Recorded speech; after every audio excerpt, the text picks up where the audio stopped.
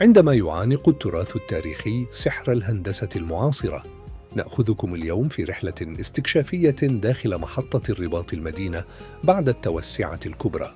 كيف تبدو الأشغال في مراحلها الأخيرة؟ وما هي الخدمات الذكية التي تنتظر المسافرين والزوار؟ شاهدوا الفيديو للنهاية لتكتشفوا الوجه الجديد لعاصمة الأنوار. مشروع إعادة تهيئة وتوسعة محطة القطار الرباط المدينة غارد رابافيل يمثل نقلة نوعية في البنية التحتية للنقل في العاصمة المغربية. يعكس هذا المشروع رؤية معمارية تدمج بين الأصالة والتحديث لتصميم غاري جاردان والتناغم التراثي. صمم المشروع مع احترام الطراز المعماري التاريخي الأصلي للمحطة آرت ديكو والنيو موريسكي المبني في عشرينيات القرن الماضي. يجمع هذا التكيف الهندسي بين الحفاظ على هويتها الأثرية وإضافة لمسات معمارية حديثة ومساحات خضراء. الغطاء الزجاجي والهيكل المقوس. يتميز المشروع بسقف مقوس ضخم مغطى بالزجاج المعزول وهيكل معدني متطور يمنح إضاءة طبيعية للمساحات الداخلية خلال النهار وإضاءة تزيينية ملونة LED ليلاً. بالنسبة لمساحة والطاقة الاستيعابية فلقد امتدت التوسعة لرفع المساحة الإجمالية للمحطة لتبلغ نحو 25 ألف متر مربع، مما ضاعف طاقتها الاستيعابية لاستقبال ملايين المسافرين سنوياً دون ازدحام. أبرز المميزات والتجهيزات: قطب متعدد الوسائط مالتي موديل هاب، ربط مباشر وسلس مع خطوط الترامواي. المحطة تتوسط مسار الترامواي أمام الواجهة مباشرة. وصول مباشر وسهل لشبكات الحافلات وتاكسيات المدينة، مما يسهل الحركة والتنقل. يتم الاستعداد للشبكة الجهوية وقطارات المستقبل. تجهيز المحطة لاستيعاب قطارات الربط السريع الجهوي RER والقطارات المكوكية السريعة TNR، إضافة إلى قطارات الخطوط الطويلة، مما يجعلها نقطة ارتكاز استراتيجية للتنقل. المرافق والخدمات العصرية: ممر وفضاء تجاري، إنشاء منطقتين للخدمات والمحلات التجارية والمقاهي، مما يعطي تجربة مركب تجاري للمسافرين والزوار. شاشات وشبابيك إلكترونية، تجهيزات رقمية عالية التكنولوجيا لعرض أوقات الرحلات وحجز التذاكر ذاتياً.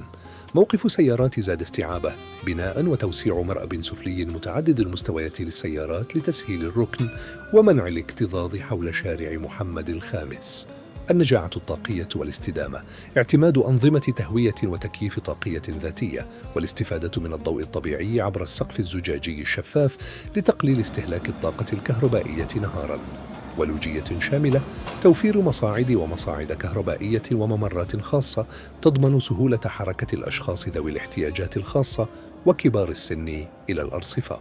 يرتبط تطوير محطة الرباط المدينة ومشاريع النقل السككي بالعاصمة ارتباطاً وثيقاً باستضافة المغرب لكأس العالم 2030 بالاشتراك مع إسبانيا والبرتغال، حيث تشكل المحطة ركيزة أساسية ضمن رؤية شاملة لتحديث البنية التحتية واستيعاب التدفقات الجماهيرية. 1. استيعاب تدفقات المشجعين والزوار. الطاقة الاستيعابية المضاعفة. توسعت المحطة لتبلغ نحو 25 ألف متر مربع، تهدف لمواجهة الارتفاع الهائل في أعداد المسافرين والمشجعين المحليين والدوليين المتوقع تنقلهم بين المدن المستضيفة خلال البطولة. مرونة الحركة داخل العاصمة. إحداث فضاءات واسعة وأرصفة عصرية يضمن سلاسة تدفق الجماهير داخل المحطة ويحد من الاكتظاظ في وسط المدينة. 2. الربط السريع مع الملاعب والمدن المضيفة. الربط بالشبكة الجهوية RER.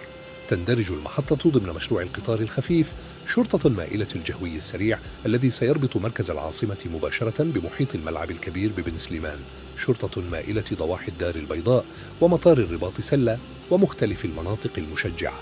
التكامل مع محطة الرباط أكدال.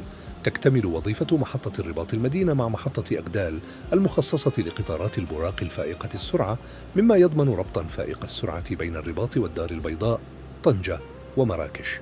3. الربط متعدد الوسائط مالتي موديل ترانسبورت.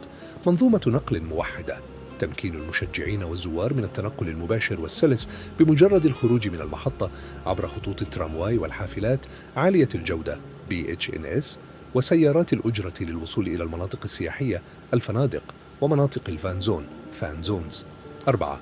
تعزيز الواجهة الحضارية والتراثية للعاصمة عصرنة مع الحفاظ على التراث. إنهاء مشروع المحطة بمظهر معماري مزيج بين الأصالة آرت ديكو والغطاء الزجاجي العصري يعكس صورة المغرب الحديث والمتقدم مع الافتخار بهويته التراثية أمام وسائل الإعلام والجماهير العالمية. تجربة مسافر متكاملة، توفير خدمات لوجستية وتجارية رقمية وعصرية داخل المحطة تتماشى مع المعايير الدولية المعمول بها في البطولات الرياضية الكبرى. كانت هذه جولة شاملة داخل محطة الرباط المدينة بحلتها الجديدة، مشروع استثنائي يعكس الجاهزية والتحول الكبير الذي تشهده المملكة استعدادا لمونديال 2030. شاركونا آراءكم في التعليقات. كيف تجدون هذا المزيج بين التراث والمعمار العصري؟ ولا تنسوا الإعجاب بالفيديو والاشتراك في القناة ليصلكم كل جديد عن أضخم مشاريع البنية التحتية. إلى اللقاء في تغطية قادمة.